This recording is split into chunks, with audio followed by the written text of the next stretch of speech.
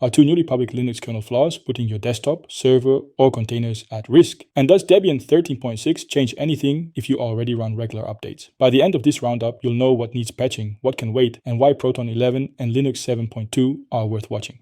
There are three details to keep in mind. A kernel version number alone may not tell you whether you are vulnerable. A routine Debian point release contains a secure boot warning that is easy to miss. And one of this week's kernel headlines is interesting, but not something I would install on a production machine yet.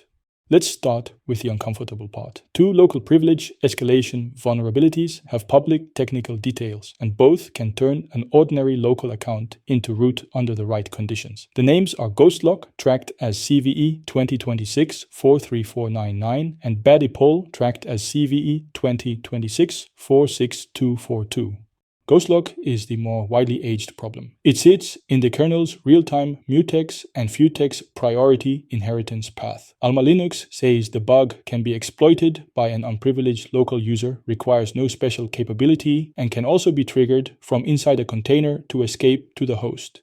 That word local can sound reassuring, but on a shared server it is not. A compromised web application, a low-trust shell account, a CI runner, or untrusted code inside a container may already provide the foothold. From there, a reliable path to root changes one breached workload into a host-level incident. The vulnerable behavior dates back to Linux 2.6.39 in 2011. It remained unnoticed for roughly 15 years and was fixed in mainline Linux 7.1. Alma Linux identified every supported release, 8, 9, and 10, as affected because distribution kernels carry long-lived code and backports that do not map neatly to upstream version numbers.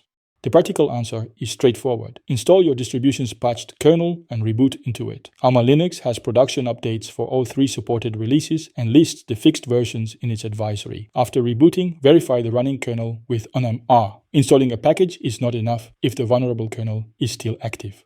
Bad Epoll is a different use after free, this time in the event poll subsystem behind the Epoll interface, used throughout Linux networking and service software. A race during cleanup can leave the kernel writing through freed memory. Public proof of concept material exists and the demonstrated outcome is local root. Here is the first open loop resolved. Do not decide exposure only from unmr and an upstream version range. Enterprise distributions routinely backport kernel changes, including both the code that introduced the flaw and the code that fixes it. Check your distribution security advisory and the exact package revision instead.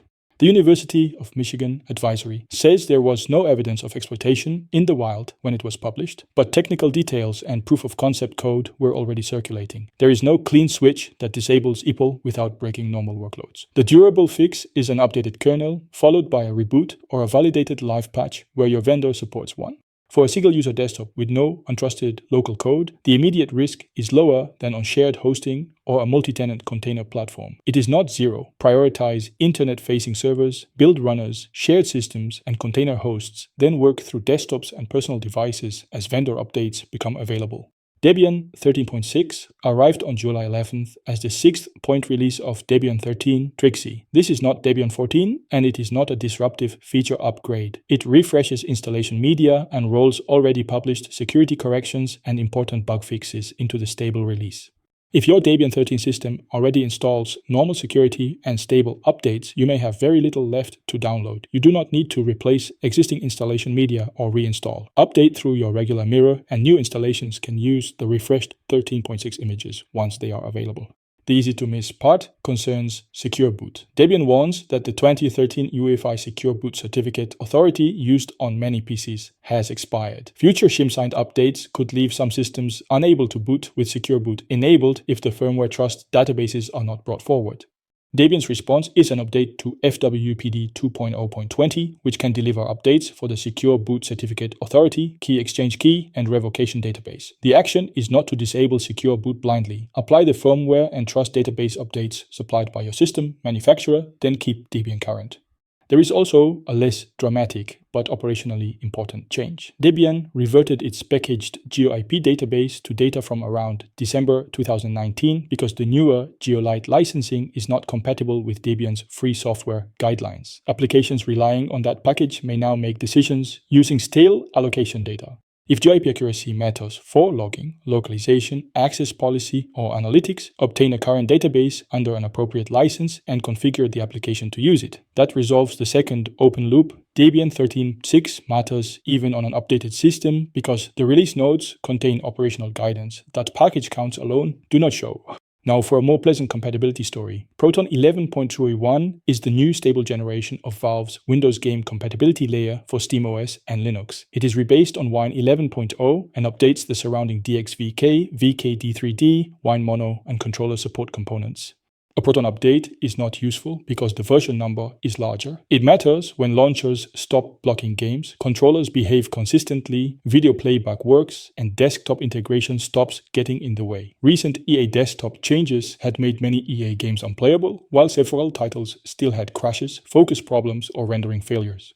Proton 11 fixes those EA compatibility problems, restores the Steam overlay for many EA games, improves controller hot plug support, corrects KDE window maximization, and resolves specific issues in Helldivers 2, Death Stranding 2, Satisfactory, No Man's Sky VR, and several older games. Valve lists 5 games as newly playable: Unknown Faces, Gothic 1 Classic, X-Plane 12, Breath of Fire 4, and Deadly Premonition. Another 13 titles move from Proton Experimental into the stable branch, including the original Resident Evil games: Dino Crisis, Metal Gear Survive, and Warhammer: Vermintide 2.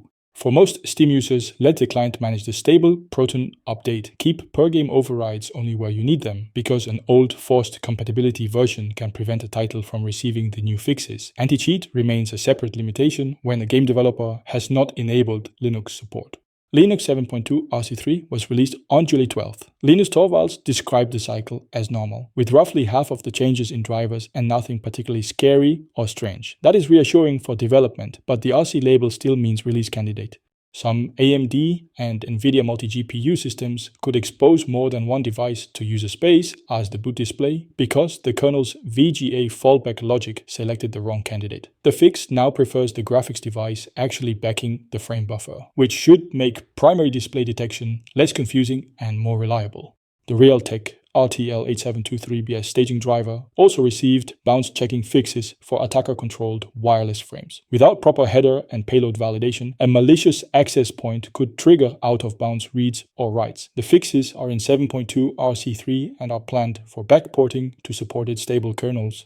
And yes, Linux 7.2 RC3 even fixes Dreamcast keyboard, mouse, and joystick driver races, including a possible null pointer crash in the Maple mouse driver. It is a small story, but it shows the unusual breadth of hardware that the kernel community still maintains decades later.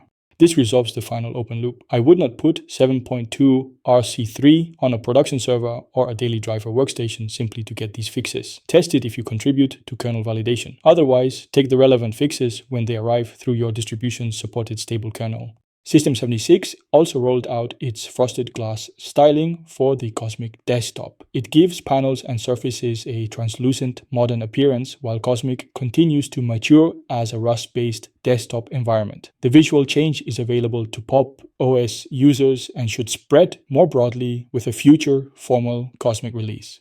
The stakes here are preference and workflow, not security. A new visual effect can make a desktop feel polished, but it is not a migration reason by itself. If Cosmic is already part of your workflow, try the style and check readability, GPU behavior, and accessibility. If stability is your priority, wait for your distribution's packaged release. Like the video, subscribe to Tondus Linux, and sign up at tonduslinux.com/subscribe.